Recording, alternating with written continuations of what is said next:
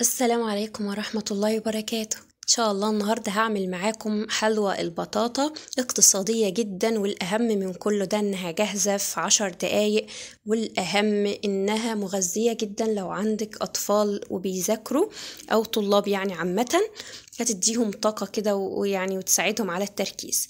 أنا جبت البطاطا وغسلتها كويس، وهجيب معايا المبشرة الاستانلس دي عند الناحية الخشنة وهبتدي أبشرها كويس. خلاص أنا بشرت الكمية كلها.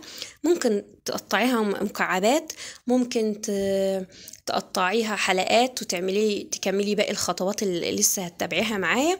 لكن أنا اخترت إن أنا أبشرها علشان خاطر لو عندك أطفال صغيرين يعني في سن أقل من سنة يعرفوا تبقى سهلة البلع معاهم، وفي نفس الوقت عشان أنا زي ما قلتلك مش عايزاها تاخد وقت معايا 10 دقايق والحلوى بتاعتنا تكون جاهزة، ولو قدمتيها لضيوفك هتشرفك لأنها طعمها جميل فعلا.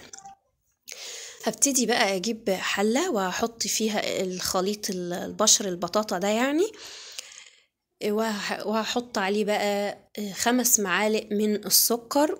ال5 معالق من السكر دول يفضل انهم يكونوا عسل ابيض او عسل اسود بس انا بعمل المتوافر يعني والمتاح في البيوت يعني دلوقتي، ربنا يعين الناس على الغلا. وحطت لها بقى معلقة من القرفة مفيدة جدا، بتساعد على يعني تنشيط الدورة الدموية. فالدورة الدموية طبعا لو اتنشطت خلاص انت بتساعدي كده ان المخ يوصل له دم كويس، فالتركيز هيكون كويس، فزي ما قلت لكم مفيدة لطلابنا يعني.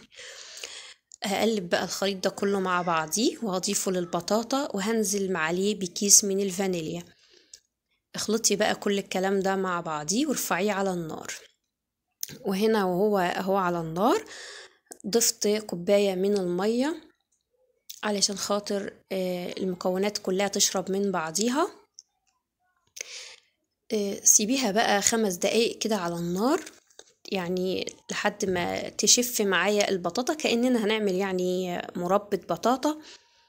خلاص اهي بعد ما وصلت المرحلة اللي انا عايزاها، انا كده دلوقتي هضيف بقى يعني شوية مكسرات كده، يعني اللي هي يعني ارخص مكسرات موجودة في اي بيت وممكن تستغني عنها. انا ضفت هنا 2 معلقة من جوز الهند، وبرضو يعني معلقة كبيرة كده او حاجة يعني، او شوية زبيب، وهغطي عليهم يكملوا ال5 دقايق الباقيين على النار. انا عايزة كده ليه؟ عشان انا عايزة الزبيب ينفش كده ويبقى زي ما كن زي ما بنعمله كده يا جماعة في الرز بالخلطة، يعني بيكون بينفش كده وبينزل بقى الطعم المزازة بتاعته على البطاطا. عشان كده انا قلت لكم مغذية جدا. ممكن تضيفي سمسم، اي معززات طعم او منكهات ضيفيها براحتك يعني. خلاص اهي استوت. انا بقى غرفتها قدامكم اهو، وزينتها بشوية من جوز الهند وشوية فول سوداني. الفول السوداني برضو جميل ومغذي. ده كله الكلام ده لو متاح عندك. ممكن لو انت عندك صوص كراميل تحطيها كده على الوش، وشايفين دايبة ازاي من جوه وجميلة. وبألف هنا وشوفة على قلوبكم، ويا ريت لو وصلتوا لحد هنا متنسوش اللايك والاشتراك في القناة لو مش مشتركة. واشوفكم على خير، والسلام عليكم ورحمة الله وبركاته.